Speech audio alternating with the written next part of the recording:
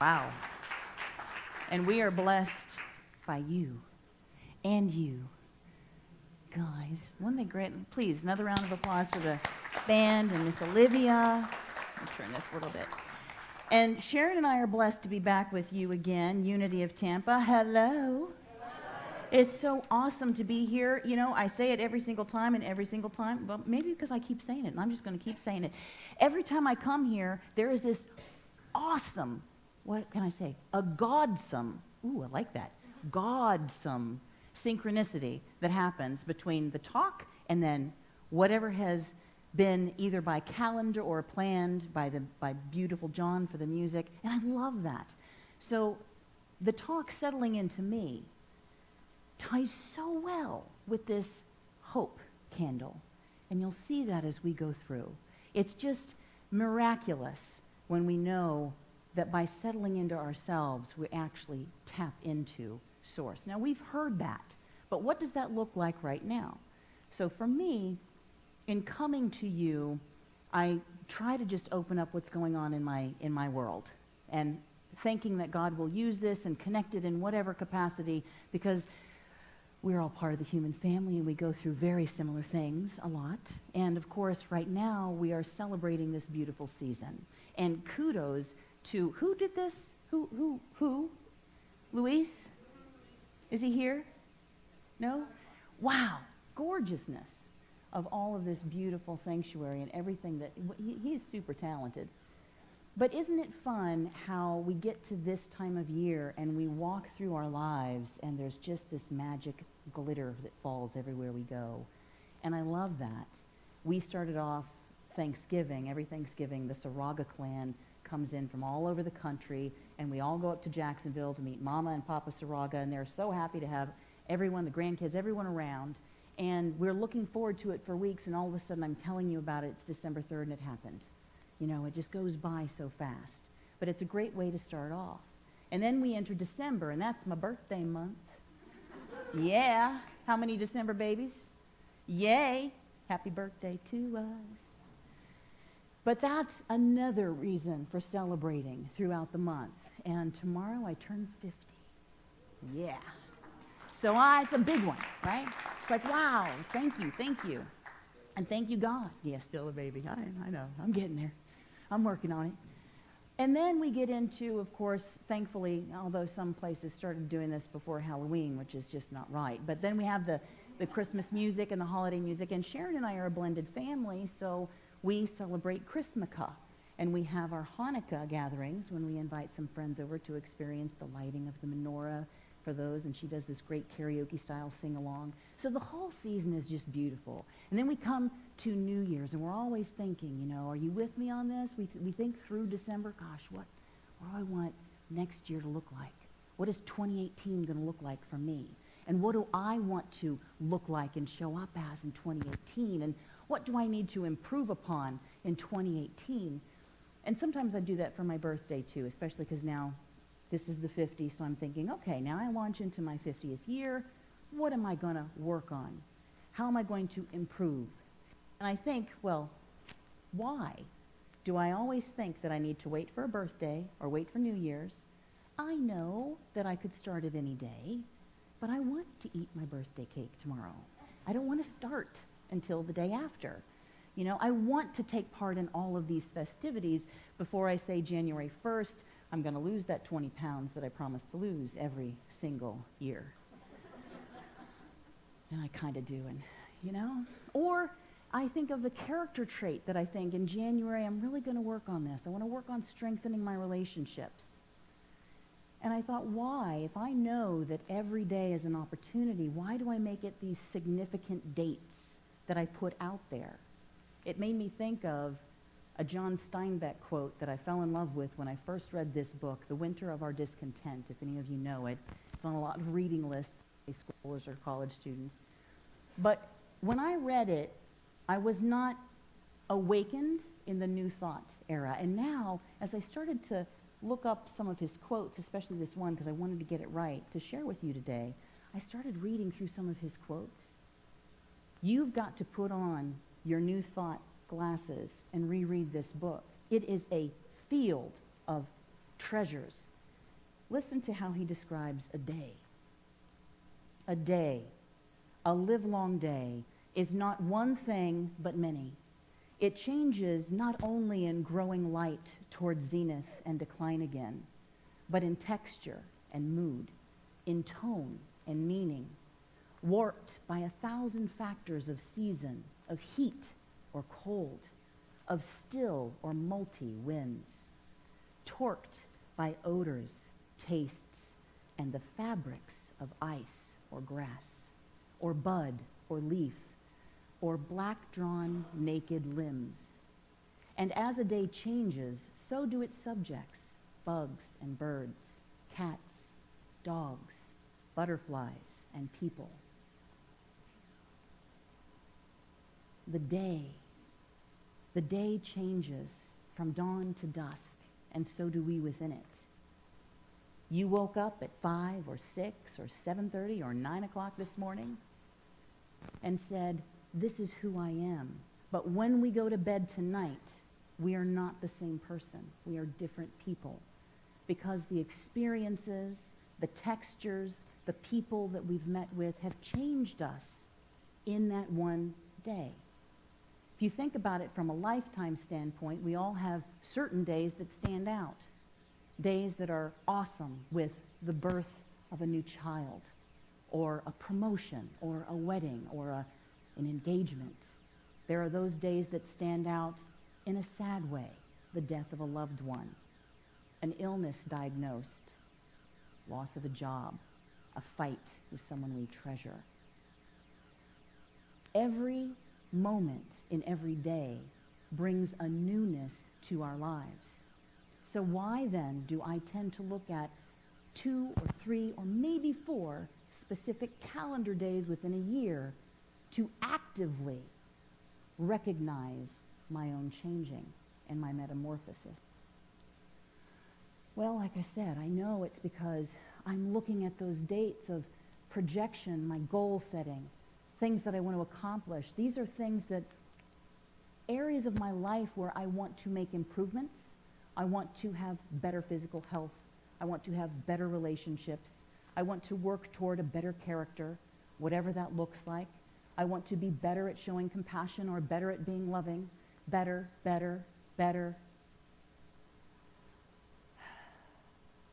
Marianne Williamson, wonderful author, reverend, who we're very familiar with, one particular quote. I'll paraphrase, what we're most afraid of is our own light. She has many other quotes, though, that are as apropos, and I wanted to share a couple of those with you today, which I think strikes at the core of why I attach meaning to specific dates as opposed to the day in my effort to become a better human being. In our natural state, we are glorious beings.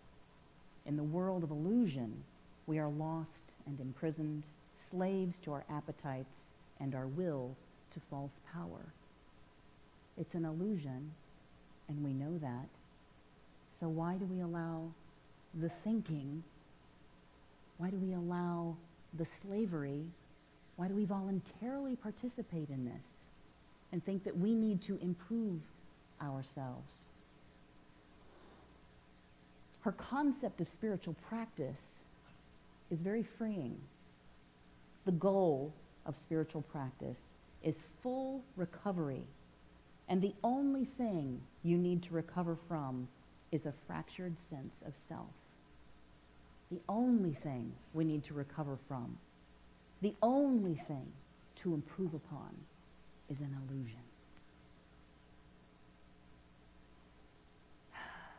If we think about our culture and what we were taught from childhood, if you do well in school, you can be accepted somewhere, to a higher school, higher education.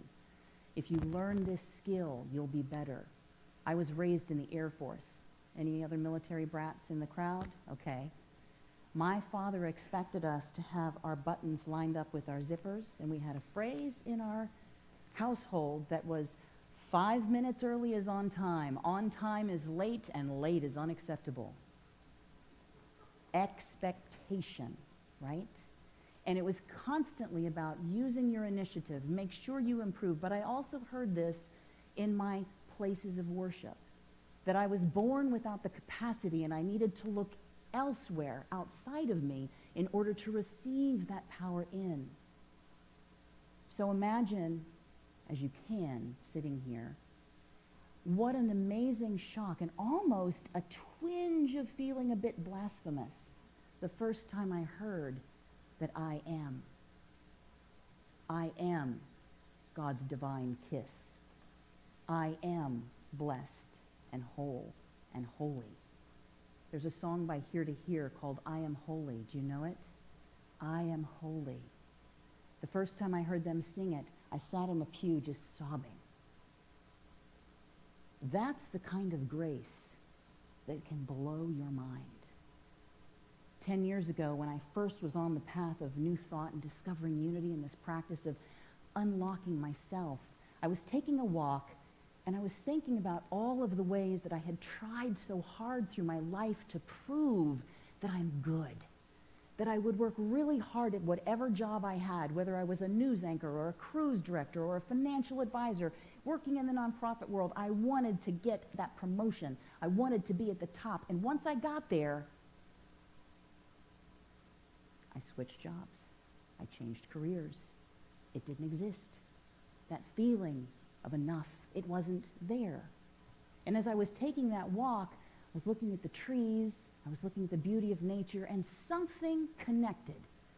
Somehow I unzipped just enough to let this light out, and it blew me away. I am significant simply because I am. I am.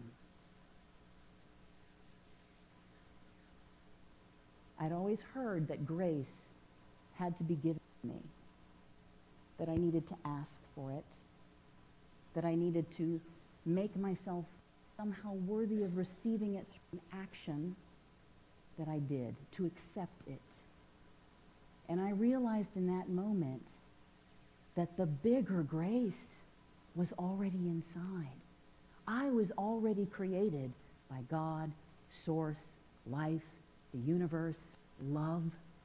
With this amazing capacity, all of these gifts were already inside of me, and all I had to do was unzip it. Here's where we flip that work, becoming a better person, on its head, where we turn that coin around. Because instead of looking at it as something that we have to do, and we set a projected date in order to get up the gumption and the willingness and the discipline to do that work, all we have to say is, I have these gifts within. I get to turn within and open up these gifts wrapped in grace. Do you remember your senior year of high school or college? Do you remember that disease that all the seniors get? What is it? Senioritis. Do you remember that feeling? That feeling of, I am so ready to get out into the world. I am so ready to go do something. I am so ready to experience this life. I am so ready to travel. I am so ready to get this job. I am so ready. I am ready. And then if you asked any seniors that you know right now, well, are you willing, are you projecting to wait until May 15th when you graduate? They'd be like, can I just do it now? Why is that? Why do we feel that way? Well, I think that because we believe in our children, we believe in ourselves, we believe in our teachers, and we say, we know that we're learning, we know that we're ready, we know that we're going to launch forward, and every student to a T is ready to say, yes, I'm going to step out into the world. I am ready to be this person. That's what I want. I want to be consumed with senioritis. I want to be ready. I want every day to be able to say, here's my gift of grace for whatever it is that I'm looking to achieve. And I can unwrap and I can say thank you for this grace-wrapped gift of better physical health. Thank you for this grace-wrapped gift of a loving relationship. See, we already have them. Whatever it is that we're wanting, it's already within, and that feels so much better than focusing on some point in time out there when I have to do a work, when I have to plan and project. Because my soul and your soul really knows that that's not true. There's nothing out there that can make me better. There's no amount of work and reaching forward that can make me better, because I've already been given that ability right within me. Wow. I think about the practices that we have, and I love visioning. And as we get towards that January 1st goal of let's envision what we want for 2018, instead of looking at it, all these things that are outside of us, whether it's about character or it's about relationships, love, jobs, instead of all of that being out there, know those gifts are within us. They really, really are. The scary thing is to accept that we've been given that amount of grace. That can blow you away. So I thought of a different type of exercise, and I want you guys to join me with this. We'll start it today. We'll start it in our meditation. We'll start in just a few minutes with John leading us, but I want to talk you through it. And that is from today until the end of this year. And then if you like it, continue on. But how about making a pact with me to unwrap a gift every day? And it looks like this. Think right now of something you've already unwrapped. This year I unwrapped an amazing relationship and give an exchange with my wife. This year I unwrapped new friendships. This year I unwrapped a new job, and I really enjoy these coworkers. And as you think of what you've unwrapped, it's a simple thank you for letting me unwrap the gift of. Thank you for letting me unwrap the gift of compassion. Thank you for letting me unwrap the gift of listening, really listening to somebody else. Thank you for letting me unwrap the gift of friendship and loyalty, of respect and kindness. Thank you for letting me unwrap the gift of being able to practice this. And then the second part is, what is it that you're wanting to discover within? Thank you for letting me unwrap the gift of greater kindness. Thank you for letting me unwrap an acceptance. Thank you for letting me unwrap that new job. Thank you for letting me unwrap a healed relationship. See, when we look at it that way, it's as if I'm saying, it makes me think of that Burger King commercial. I don't know if you guys remember it. How do you like me now? Well, I really like you now, because gifts are so much easier to unwrap than work to project, to achieve. It's the accepting of that grace that makes it that magnificence. And when we realize that Source loves us that much, you just want to sit in there and look at all of your gifts. Like when you were a kid and you sat next to the tree or next to the menorah and you got to open up the package of the day. That's what we get to do every day.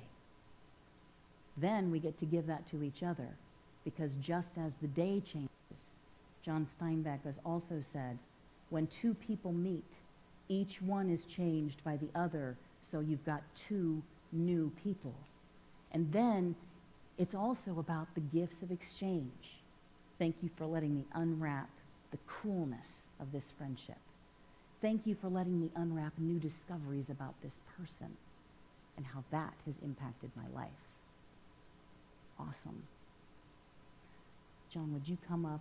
We'll get settled. We're going to practice this for the first time and then take it home. And every morning you get to unwrap a new gift. And it's so easy to get to. So I will walk us through getting into a meditative state. And then as we're there, it's thank you for unwrapping a gift I've already unwrapped. And then it's thank you for allowing me to unwrap yet another.